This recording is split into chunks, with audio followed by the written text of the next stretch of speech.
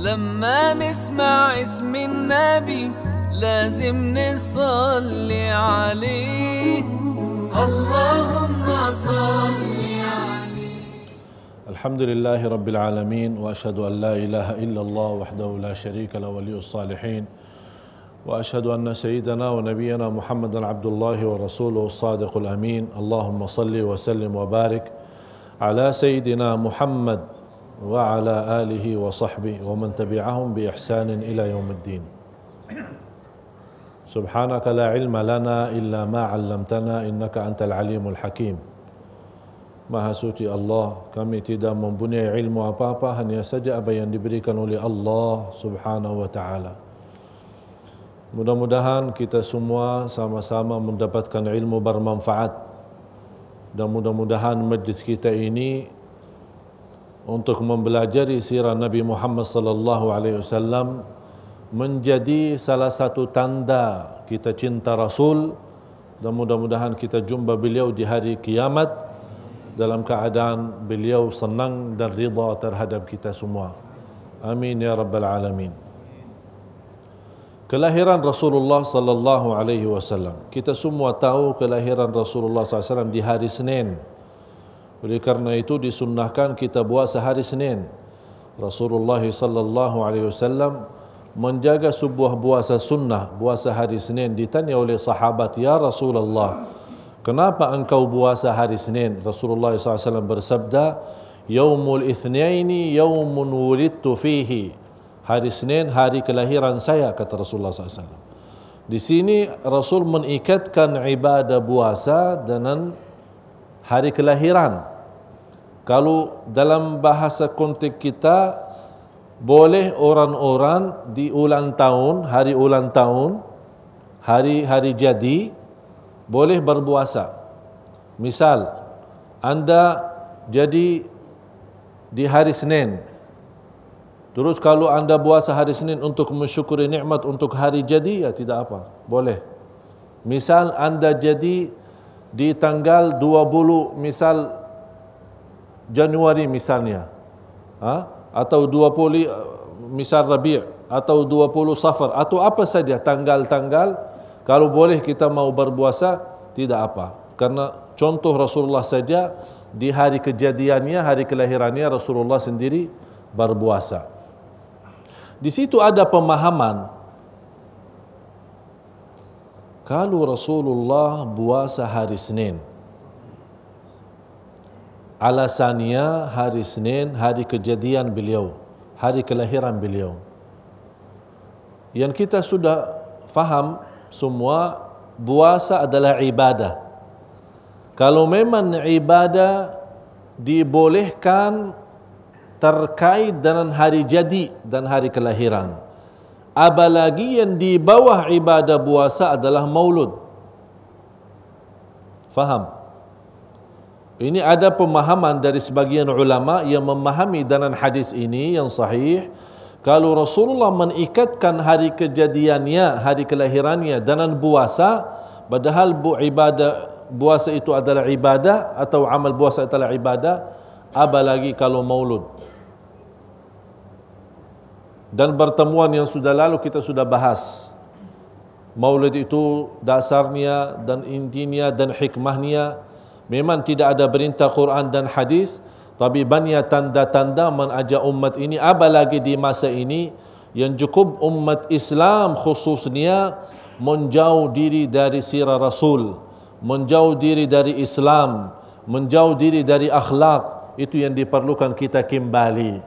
Diharapkan mudah-mudahan dengan kita mengadakan maulud, merayakan hari maulid seperti 12 Rabiul Awal atau mulai dari hari pertama Rabiul Awal sampai akhir, semuanya kita punya niat dan tujuan agar umat Islam ini kembali lagi kepada akhlak Rasul, kembali lagi mempelajari sirah Rasul, kembali lagi bangkitlah cinta Rasulullah sallallahu alaihi wasallam.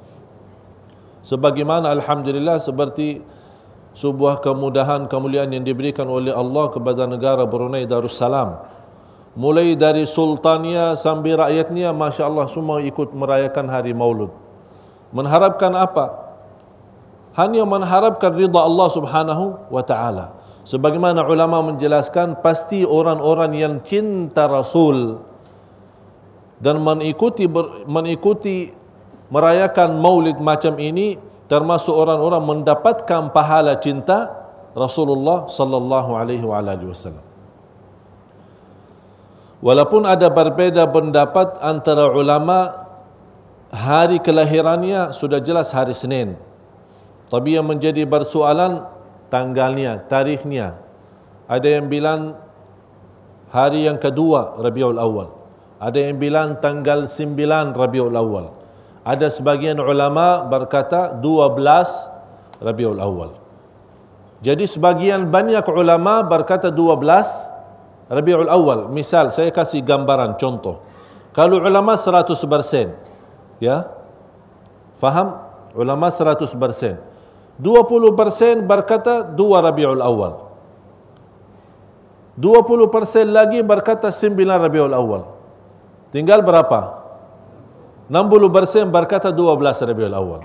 Artinya sebagian banyak dari ulama berkata 12 Rabiul Awal lebih dekat dan akrab untuk menentukan kelahiran Rasulullah sallallahu alaihi wasallam. Tapi menurut saya tidak perlu dipersoalkan. Mau 2 Rabiul Awal, mau 9 Rabiul Awal, mau 12 Rabiul Awal, bagi kita orang cinta Rasul, menurut saya seharusnya setiap hari ada maulud. Jangan kita hanya mau mengenal Rasul, mau tahu sirah Rasul, mau cinta Rasul pas hari maulud. Begitu habis bulan Rabiul Awal sudah tidak ada maulud lagi. Jangan seperti ini. Bagaimana kita mempraktik dan membuktikan, kita menampak dalam sehari-hari kita setiap hari jadi maulud, akhlak kita, amal kita, takwa kita, di rumah tangga kita, di luar, di masjid, di luar masjid, di kantor, di dalam pekerjaan, di mana saja kita berada, selalu terbawa nama Muhammad sallallahu alaihi wasallam. Dari sisi akhlak dan segala aktivitas kita selalu terbawa. Itulah membuktikan macam orang seperti ini tak perlu bikin maulid, karena setiap hari dia maulud. Rasulullah sallallahu alaihi wasallam yang sering orang-orang yang bertanya tentang nama Rasulullah, yang saya selalu mengajar harus kita orang-orang paling tidak mengetahui sampai kaki yang ketujuh. Sekarang kalau saya bertanya nama Rasulullah SAW, ya balik Muhammad ibn Abdullah ibn Abdul Talib, sudah sampai sini saja. Saya tidak tahu habis itu. Ya, Muhammad ibn Abdullah, bapaknya kan Abdullah, ibnu Abdul Muttalib, ibnu Hashim, ibnu Abdi Manaf, ibnu Qusay, ibnu Kilab, ibnu Murrah, ibnu Ka'ab, ibnu Lu'ay, ibnu Ghalib, ibnu Fihir, ibnu Malik, ibnu Nadar, ibnu Mudrika, ibnu Nizar, ibnu Mudar, ibnu Ilyas, ibnu Ma'ad, ibnu Adnan. 22 dari nama Rasul sampai ibnu Adnan. Ibnu Adnan ini keturunan daripada Nabi Ismail. Sudah disepakati oleh ulama, ada ijma' oleh ulama dari nama Nabi Muhammad sampai Adnan, betul, jelas, sahih. Lebih daripada Adnan sampai ke Nabi Adam, ada sebuah buku, saya pernah baca sebuah buku dalam sejarah membawa nama Nabi Muhammad sampai Nabi Adam. Jadi Masya Allah, saya punya guru Masya Allah hafal sampai Nabi Adam. Kalau kita sampai orang tua saja, bapaknya saja, Muhammad ibnu Abdullah, sudah cukup. Alasannya kita tidak hafal nama. Ini kan sayang sekali, Rasulullah kita yang memang tidak diajurkan hafal nama Rasul, tidak diperintahkan harus hafal, tapi paling tidak hafal sampai ketujuh kakeknya Rasulullah, Muhammad ibnu Abdullah ibnu Abdul Muttalib ibnu Hashim ibnu Abdi Manaf ibnu Qusay ibnu Kilab. Cukup sampai di sini. Kenapa sampai di sini? Pertemuan yang lalu kita sudah cerita apa yang terjadi di Makkah sebelum cerita Ashabul Fil, dan yang sebelumnya kan di antara yang memiliki kekuasaan di Makkah kan Qusay. Habis di antara Nabi Ismail dan kabilah Jurhum, habis terjadi perang antara Jurhum dan Ghatafan, kembali kekuasaannya lagi kepada Qusay. Qusay begitu meninggal dunia diserahkan kepada Hashim. Habis dari Qusay diserahkan kepada Abdi Manaf, habis Abdi Manaf diserahkan kepada Hashim, habis Hashim diserahkan kepada Abdul Muttalib, dan disitulah kembali kekuasaan Makkah kepada keluarga Rasulullah sallallahu alaihi wasallam. Jamaah sekalian, sallu ala Rasulillah. Kita kembali kepada cerita Siti Halimah. Pertemuan yang lalu, Siti Halimah sebagaimana saya sudah jelaskan, dia naik Attan. Attan sebuah unta yang sudah tua. Namanya sudah hafal ya, Attan. Tapi pas dia datang dari kampungnya menuju ke Makkah, berjalannya perlahan-lahan. Sudah tua, barangkali belum isi miniabannya, ya, jadi perlahan-lahan lah, sudah tidak ada kekuatan, tidak ada tenaga. Sampai kawan-kawan Siti Halimah menyuruh, ayo cepat, kok lama-lama, kita sudah terlambat ini, kita mau nyampe di Makkah. Disuruh tunggu dan disuruh sabar. Tapi begitu Rasulullah SAW naik dan diambil oleh Siti Halimah, dan kemudian Rasulullah SAW dengan suami Siti Halimah, kemudian anaknya Siti Halimah Al-Harith naik kepada Attan itu, terus berjalan ramai-ramai menuju kembali pulang. Dalam perjalanannya malah Attan yang tadi yang perlahan-lahan jalanannya malah jadi duluan jalan. Sambil kawan-kawan Siti Halimah, mau kemana ini kok? Ini bukan Attan yang tadi, yang baru kita pakai datang. Ya itu memang tidak ada lagi. Oh kok bisa? Boleh cepat jadinya begini? Wah, ini sebuah kekuasaan yang diberikan oleh Allah lewat Nabi Muhammad SAW. Attan saja yang namanya binatang yang sudah tua dan tidak punya tenaga menjadi kuat. Malah disuruh kawan-kawan Siti Halimah, tunggu sebentar, sabar. Kok ini duluan keburu? Oh barangkali dapat Attan baru katanya dari Makkah. Padahal tidak dirubah, Attannya itu aja, tidak ada lagi. Tapi ya apa yang berubah? Muhammad sallallahu alaihi wasallam lagi naik di atas Attan tersebut. Begitu mereka sampai malam hari, istrinya Siti Halimah berkata kepada suaminya, sepertinya kita sejak membawa anak yatim ini, sepertinya kita mendapatkan banyak keberkahan. Attan yang lemah sudah jadi kuat, yang kering sudah terisi susu. Di kampungnya saja yang namanya kata Siti Halimah di masa itu namanya Sanatun Syahba. Sanatun Syahba artinya tahun yang paling kering, kelaparan, kemiskinan, lama tidak hujan dan tidak ada hasil tanam-tanaman, paling kering. Tapi begitu terbawa Nabi Muhammad SAW ke kampung itu, mulai hijau-hijauan. Berarti tumbuh alam ini mulai bersyukur kepada Allah Subhanahu wa taala. Sampai kawan-kawan Siti Halimah berkata sama orang-orang yang membawa kambing, bawa unta, coba lihat lokasi di mana ini Siti Halimah membawa kambingnya, kok keluar dari lokasi rumah, kering-kering kurus, terus kembali sudah gemuk terisi. Coba lihat di mana dia makan. Ini semuanya keberkahan Nabi Muhammad sallallahu alaihi wasallam. Selama 2 tahun. Coba bayangkan kalau di malam pertama saja sudah dapat banyak perubahan, apalagi 2 tahun. Habis 2 tahun kebiasaan budaya Arab, kalau sudah disusui 2 tahun dikembalikan kepada ibunya. Tapi kata Siti Halimah, saya dalam perasaan saya masih ingin ditahankan ini anak yatim, karena luar biasa berkahnya. Ya siapa yang tidak mau miskin jadi kaya? Siapa yang tidak mau? Kalau kita aja boleh saja, apalagi Siti Halimah. Begitu dia kembalikan kepada Siti Aminah, ibunya Rasul, dia menyampaikan boleh saja berbanjal lagi kontrak.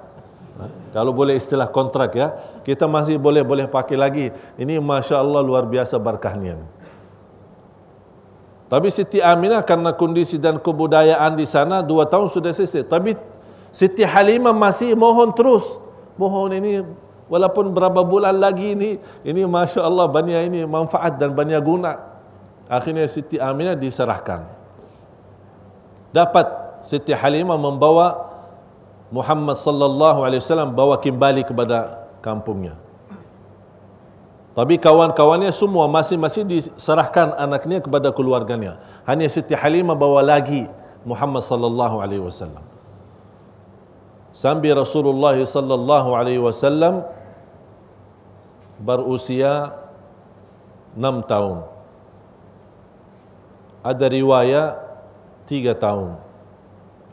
Terjadi sebuah peristiwa yang cukup dahsyat. Nabi Muhammad sallallahu alaihi wasallam bersama anaknya Siti Halimah Al-Harith. Ya, seperti anak-anak bermain di belakang rumah. Main, namanya anak kan main-main biasa. Di saat itu datangnya malaikat Jibril. Sebagaimana di hadis sahih yang diriwayatkan Imam Muslim. Ini ada operasi live, operasi langsung jadi. Langsung bertahankan Nabi Muhammad sallallahu alaihi wasallam.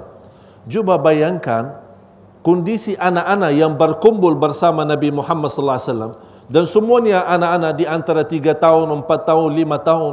Tiba-tiba ada orang berpakaian putih, tidak ditahu sama manusia bagaimana bentuknya dan gambarannya, datang memegang Nabi Muhammad, bertahankan dan ditidurkan di atas tanah dan langsung dioperasi.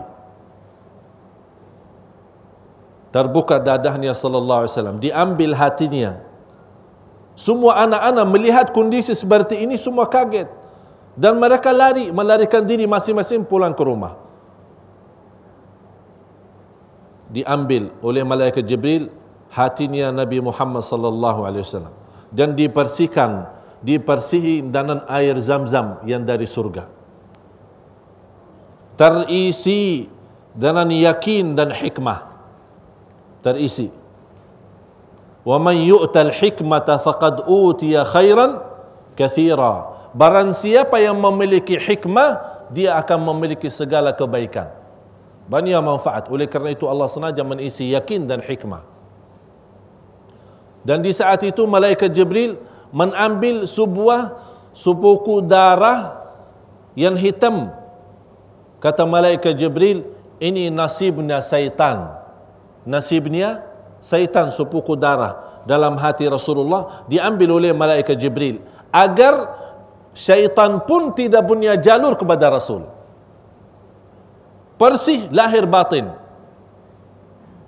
Itu sepuku darah itu yang ada yang tertumbul dalam hati Rasulullah itu sudah dimiliki oleh banyak semua manusia. Jadi kalau ada sifat dengki, sifat hasud, sifat benci, sifat-sifat batin yang namanya sifat yang tidak baik, itu semuanya dari sepuku darah syaitan. Nasibnya syaitan untuk menggoda manusia. Tapi Rasulullah sallallahu alaihi wasallam dibersihkan dari nasibnya syaitan itu, menjadi manusia yang sempurna lahir dan batin sallallahu alaihi wasallam. Begitu Siti Aminah, Siti Halimah datang melihat kondisi Rasulullah berjalan, oh, ini sudah berasi habis cepat, tidak bagi kamar ICU, tidak bagi ambulan, tidak bagi hospital, langsung jadi sudah selesai, habis tugas, sudah terisi iman, hikmah dan yakin. Disitulah terlihat Siti Halimah melihat kondisi Rasulullah SAW sudah mulai ada perubahan, sepertinya orang sakit, takut. Kata suaminya, coba kita cepat, jangan-jangan yang goda tadi itu syaitan. Dia tidak tahu ini siapa. Muhammad sallallahu alaihi wasallam, yang disayangi dan dicintai Allah, yang senantiasa dalam perlindungan Allah. Oleh kerana itu ada hikmahnya, beliau dilahirkan dalam keadaan yatim, hidup yatim dan hidup miskin, agar dia dalam selama hidupnya tidak ada kebutuhan kepada manusia, hanya kepada Allah subhanahu wa ta'ala. Tertanam keyakinannya kepada Allah. Oleh kerana itu kata Rasulullah, inni la atqakum lillah wa akhsyakum lah. Aku yang paling takwa kepada Allah. Bagaimana beliau menjadi orang yang bertakwa kepada Allah kalau tidak terisi iman dan yakin yang luar biasa. Sallallahu alaihi wasallam. Habis itu Siti Halimah membawa Muhammad sallallahu alaihi wasallam dikembalikan ke ibunya. Kata ibunya, ada apa beritanya? Kemarin saja mau bawa ke, sekarang cepat-cepat balik lagi. Ada apa ini cerita? Kata Siti Halimah, ya ada apa kita ada banyak ini kesibukan, banyak urusan. Siti Halimah tidak berani menceritakan apa yang terjadi. Takut-takut mungkin besoknya anaknya jadi ada bernyakit atau ada kesakitan, nanti dia yang jadi salah. Kata Siti Aminah, jujurlah wahai Halimah, ada apa? Kemarin saja mau dikembalikan tidak senang, malah senang dibawa balik. Sekarang mau cepat-cepat balikin lagi. Ada apa? Apa yang terjadi? Jujur saja, jangan takut.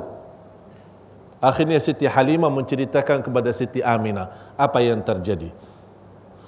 Siti Aminah berkata kepada Siti Halimah, pasti kamu memfikirkan yang terjadi itu peristiwa adalah dari syaitan. Bukan syaitan. Ini anak saya memiliki sebuah rahasia sampai sekarang saya belum tahu.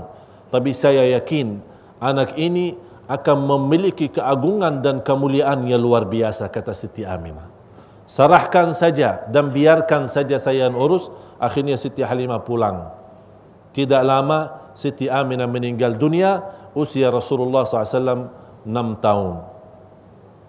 Habis Siti Aminah meninggal dunia, diserahkan kepada kakeknya Rasul, Abdul Muttalib. Dan kakeknya Rasul SAW paling sayang sama Rasul. Walaupun namanya anak kecil. Kakeknya Rasul Abdul Muttalib punya sebuah tempat, lokasi penduduk. Ya kalau kita istilah kita, misal kursi kerajaan atau kursi, ya pokoknya satu tempat untuk penduduk pemimpin yang sangat dihormat. Jadi tidak boleh sembarangan orang duduk di situ, hanya Abdul Muttalib. Tapi begitu Rasulullah datang umurnya 6 tahun, 7 tahun, dia suka bermain di sebelah Al-Ka'bah, dia suka duduk. Anaknya Abdul Muttalib semua melarang, Muhammad jangan duduk di sini, sana duduk. Kata Abdul Muttalib, biarkan saja, saking senangnya dan cintaannya kepada Muhammad sallallahu alaihi wasallam.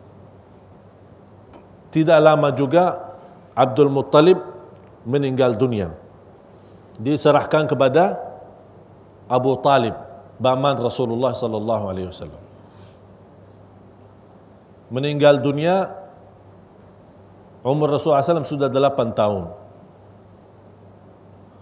Cuba bayangkan jamaah sekalian, peristiwa itu, ini semuanya Rasul masih anak. Meninggal bapaknya belum dia lahir, kemudian ibunya dia masih 6 tahun, kemudian kakeknya. Ini semua Allah juga mengingatkan pas turunnya Al-Quran, sebagaimana dibaca oleh imam kita, wadduha wal laili idza saja ma wadda'aka rabbuka wa ma qala. Allah tidak pernah tinggalkanmu. Selalu Allah Subhanahu ada bersamamu. Alam yajidka yatiman fa'awa. Dalam keadaan yatim piatu, tidak ada yang urus. Allah Subhanahu selalu ada bersama Muhammad sallallahu alaihi wasallam. Jadi Nabi Muhammad SAW sangat dilindungi oleh Allah sebelum menjadi Nabi. Sangat dipelihara, sangat terjaga, sangat dikawal sallallahu alaihi wasallam. Abu Talib punya keluarga besar, anaknya banyak. Tapi kelebihan Nabi Muhammad sallallahu alaihi wasallam, kalau saat makan, kalau Rasul ikut makan, semuanya bisa boleh kenyang dan alhamdulillah masih tersisa makanan. Tapi kalau Muhammad tidak ikut makan, saking banyak anaknya Abu Talib, makanannya habis dan belum boleh kenyang dan tidak ada sedikit pun. Kata Abu Talib ini selalu kalau ada makanan, jadi yang datang duluan Muhammad ini. Selalu Abu Talib kalau sudah ada makanan, anaknya datang kumpul semua, mau makan sampai habis. Jadi kalau mau datang, tunggu. Mana Muhammad? Biar terjamin makan dah habis. Kalau udah anak Muhammad habis, dipanggil Muhammad sallallahu alaihi wasallam. Suruh antum makan dulu, nanti baru anak-anak saya ini. Allahu akbar. Berarti Nabi Muhammad sallallahu alaihi wasallam sebelum jadi rasul dan masih dalam usia anak, ya, masih belum 10 tahun mendapatkan banyak keberkahan. Allahumma salli wa sallim wa barik ala Sayyidina Muhammad. Habis itu terjadi banyak peristiwa selama Rasulullah SAW bersama pamannya Abu Talib, kemudian berjalan dari Makkah ke Asyam untuk berusaha.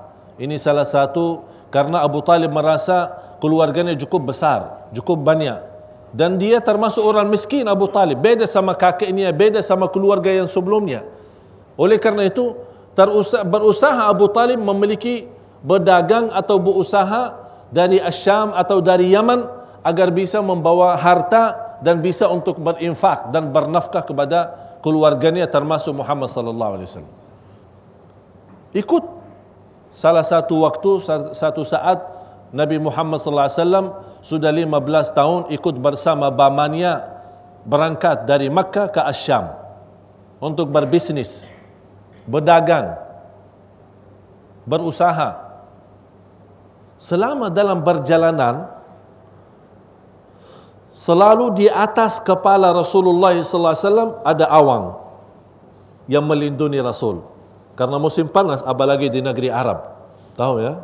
Kalau di negeri Arab luar biasa. Ada salah satu sunnah yang barangkali belum boleh terjadi di Brunei. Namanya salatul istisqa. Faham salatul istisqa? Salat minta hujan. Ya, karena hujan terus.